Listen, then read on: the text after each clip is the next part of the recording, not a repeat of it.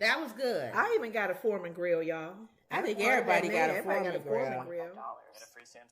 Okay, I think everybody got a Foreman grill. They showed a lot on the trailer. They showed a lot, but I don't want to give away stuff to them. I don't want to. Like what? They pretty much almost showed the whole movie. That's what I'm saying. But I don't want to spoiler alert. But I still don't want to hear. I don't want to be a spoiler. George Foreman's background. We know George Foreman. It was a lot of stuff in the movie we didn't know. Right. I liked the movie. I thought it was a good movie. It's one of those feel good movies. Mm-hmm. And if you like the story of George Foreman or Muhammad Ali, it was nice seeing Muhammad Ali. Mm-hmm. The guy who played Muhammad dynamics Ali. with their personality. The way did they get along? Did they not get along? Did they hate each other? He hated Muhammad Ali. That's what we had talked about earlier. What's considered a spoiler alert if the movie's been out since the whole. It ain't been out that long. You just saw April 20 something. Yeah, only 2 weeks. It ain't been out that long. Oh, okay. Yeah, not long enough for us to tell. Oh, okay. And we want them to go see it. So I don't want to tell them the story. Obviously, y'all know the Rumble in the Jungle. You know who won and all that. So those aren't spoilers. Yeah, you can look up his stats and see who he won, how he won and whatever. But his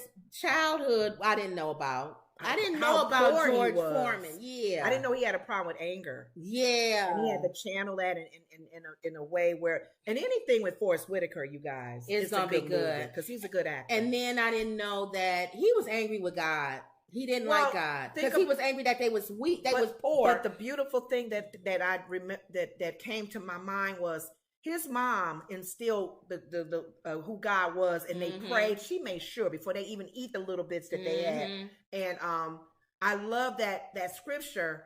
Train up a child in the way they should go. And when they're old, they would not depart. And that's what came to him. He could not depart from that. Even when his mom said, let's thank the Lord for the food. He said, Mom, why we thanking God? I bought that food. Right. So you will see. But he had to be humble. You had to see him in a different state once he received the call. And I like how they show, because the George Foreman that we see now is that kind of silly George Foreman that smiles all the time. Mm-hmm. That's him giving his life over to God. Yeah. And he still preaches. I didn't know that. Still preaches at church. And he's like, he don't love God now. He just happy. And love God. And that's what you see now. And it's not a spoiler alert, but even those of us before Christ, some of us were some heathens and mean and hard. But he was never mean. No, I'm saying some of us. Yeah, he wasn't. Not to say that was his character. He just had anger. He had a lot of anger. People teased him all the time. He didn't trust God. He didn't really know him like the mom did. But so he was like challenging him. But why would you though? Because you poor, you don't have no food, you sleeping on the floor. But his mom still made them not forget. Pray. I know, but I'm saying you would understand why he was just didn't like God. It's like everything that I've ever seen with you has been miserable. And my friends, my family, my life. And one thing I like, his mission, his goal, how he even boxed was different. With his calling with God. He didn't box the same way he did before he knew God. Right. So that's something to also pay attention to. Before it was to hurt people. Yeah. And then later it became more of the sport of boxing. And to help people. Yeah. Because his heart was now to help people and not develop. To get the kids out of the ghetto and all that stuff. So it's a beautiful story. Let's see. Emerald says, I know he fell into a deep depression after the Rumble in the Jungle. Yeah, they showed that. They sure did. Sharon said, I didn't know he preaches. Yeah, he has a church. Mm-hmm. And Wendy says 2 women filed lawsuits against former heavyweight boxing champion George Foreman. This movie doesn't talk about the lawsuits, but it would make you understand why they filed lawsuits. Exactly.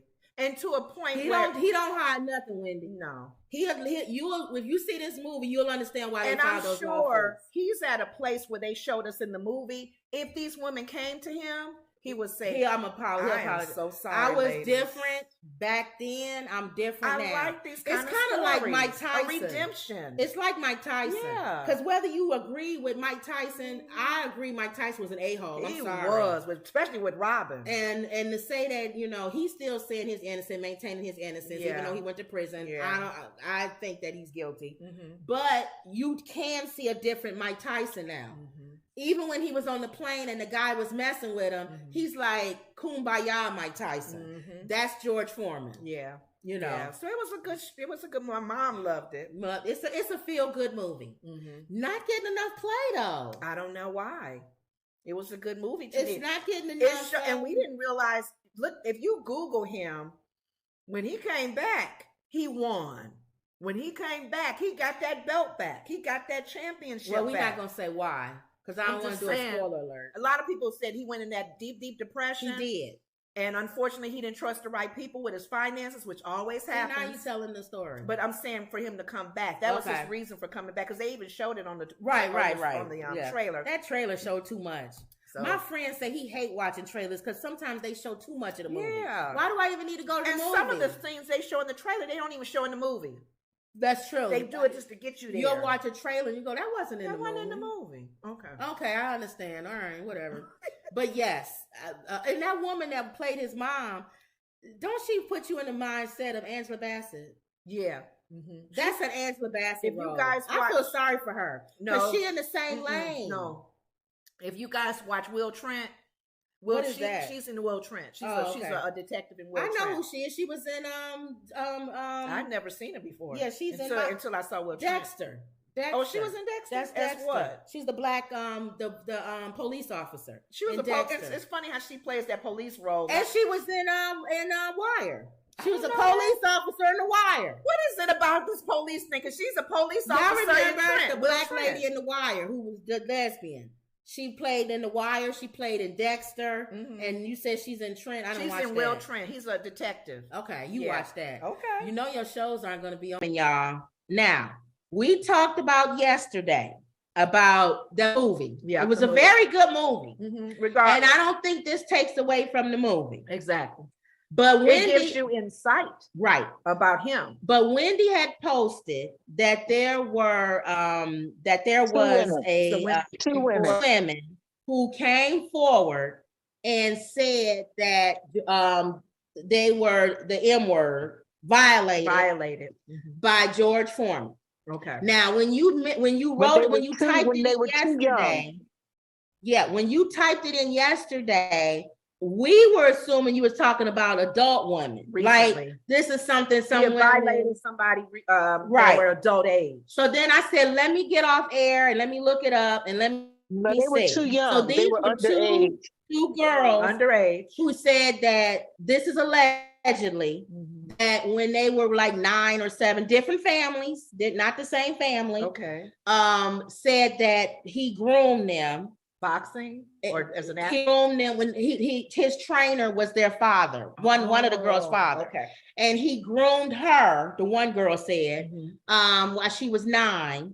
And then when she became 14 or 15, he had, he violated her. So, and she didn't want it. That's what she said. It was unwanted. Right. So these are two women that are grown now who have come out and who have done this case. This was back in November, I think, of 2022.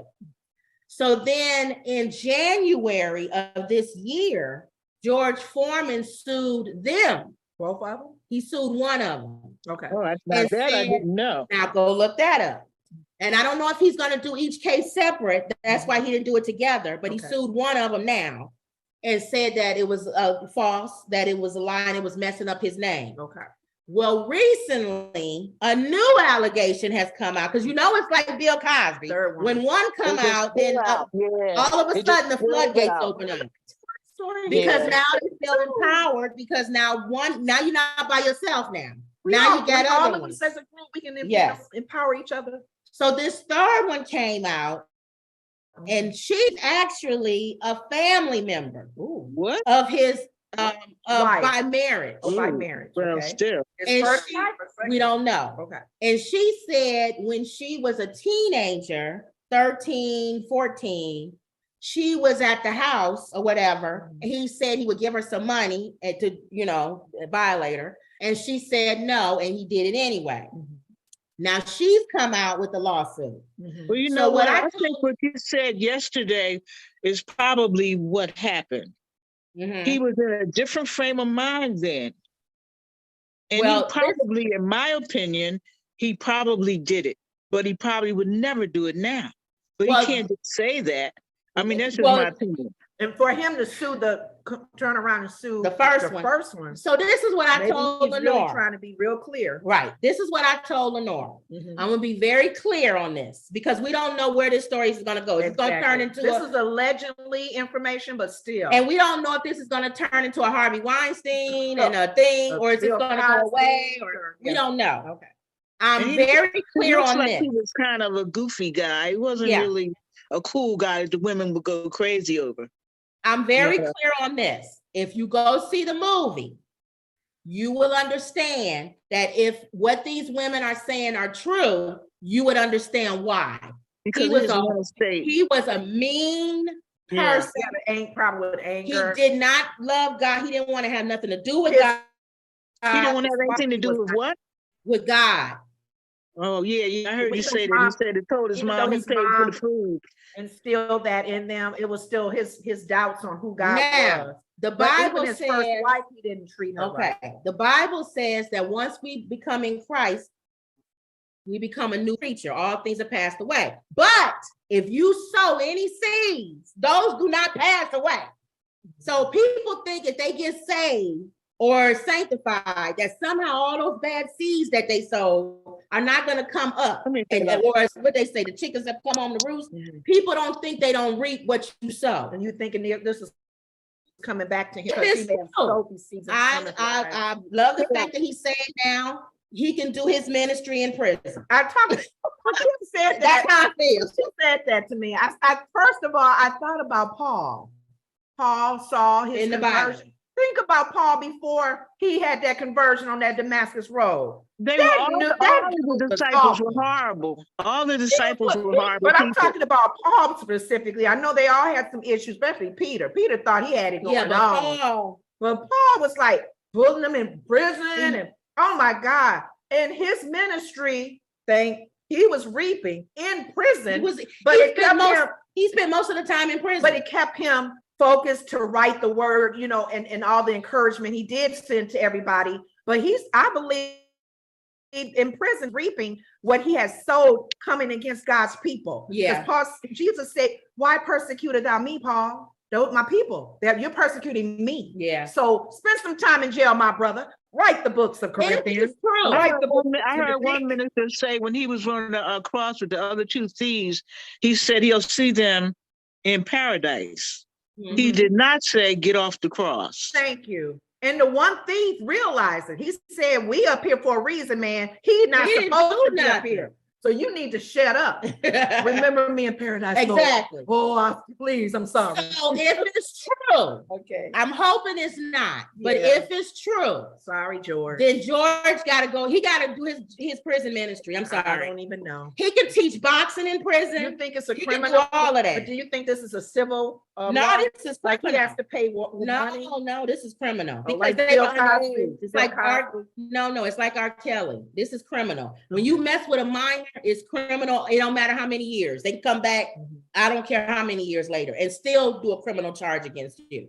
So if it's true, then I hate for it to be true because I like George Foreman from what I can see, the man he's become. But he can have a prison ministry just like he has one now. If it's true of what these ladies are, and then one thing too, not to knock the women, because Kim did kind of bring up a point why some women, one comes out and then another one feels comfortable to come out because they feel like, oh my gosh, she's come out. He did that to me too. My concern was, why you wait until the movie is out there? Well, and I told her how you know. No, they did that. They did this a while ago. At least the one I'm talking about. I don't know about the one Kim is talking about. They brought this case up to him before this movie and the media.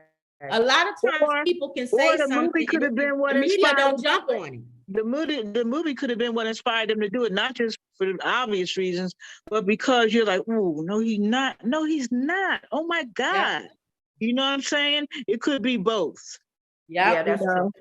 So that's my thing. George Foreman is sued by a family member, now 64, who claims he, or her, at his ranch when she was 15, making her the third woman to accuse the boxer of child abuse. So we'll see, guys, and we'll follow the story. Let's see how this happens. I hope I'm praying it's not true, and that he will get just, or at least if it's just the one person that he's actually suing, maybe he's stepping up, and however they'll treat this case. I did this. I'm aware of this, but I didn't do that. No, he can't say he did none of it. No, it's a felony. Turning around and suing. It's a felony. That's the only one he's come out and said. Well, that's the first one. So we'll see if he's doing it in stages. He make amends, like you said, Wendy. That was his past. That was it. Don't matter. That was the old man acting crazy and stupid. But now I think that's quite possible, but the law won't care. Exactly. And I don't care. I don't care the law. Even if you come across, I told you that one guy that came up during testimony at church, and he stood up, big old church. We went to a big church, and he said, "I used to be a gang member," and he said, "I didn't kill so many people. I don't even." And I sat there and I went, "I don't know how to feel about this." You took lives. I'm like, should we be calling the police? Some people, like that reminds me of when I was working in a prison, and the guy had killed somebody, and I was crazy like I am now. And I asked myself, "Well, what did it feel like when you did that? Did you feel bad?" He said, "No." Well, he said, "I did." I said, "When did you feel bad?" Some remorse. He said, "When I went to court and saw his mother cry." He said, "Before that, I didn't feel anything because he owed me money." Yeah. Well, I'm big on prison ministry. Yeah, the guys in prison need ministry too, and they like boxing. That'll keep them, busy. He could teach boxing in prison too. I had a forgive me for any Muslims listening. It's just because this is my faith, but I had a family member go to prison, and the only thing I begged and pleaded, I said, "Please, please, please, whatever you do, I know you'll need protection, but don't become a Muslim. Stay a Christian like you are." And I don't say it against Muslims. I love Farrakhan with all my heart. That's not what you wanted. But that I didn't want to see him go there, and because he was afraid, return into a Muslim for protection. Well, you know what? A lot of times they do that for protection as well. Yeah, because the Muslim brothers will protect him. Yeah. Yes, they do. So you never know. I'm tiptoeing on the Muslim faith, but I really believe in Jesus. Yeah, we'll say. But that's all. I wanted to bring that up again because I wanted to be clear.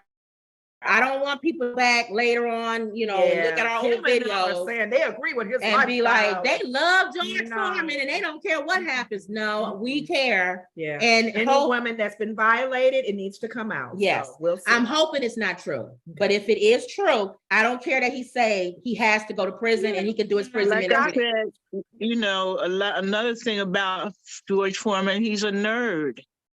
I'm sure he had difficulty getting women, even though he was famous. Yeah. He was a nerd, and him being famous and still having difficulty probably made it feel a lot worse. And he also felt powerful. Yeah. Yeah, over these young girls. Emerald says, you reap what you sow, and isn't the statute of limitations up? I don't know. That's a good Somebody figure out what is the statute I don't know. I don't know what happened, but I recently heard it that maybe it was in a certain state. They're not going to do that anymore. Like with murder. That's what I heard. I know like New York. Murder, you can come against somebody who murdered somebody in forever. It's always we're talking about violating women, though. So we'll see. So I know New York doesn't have a limit. So I'm wondering if other states.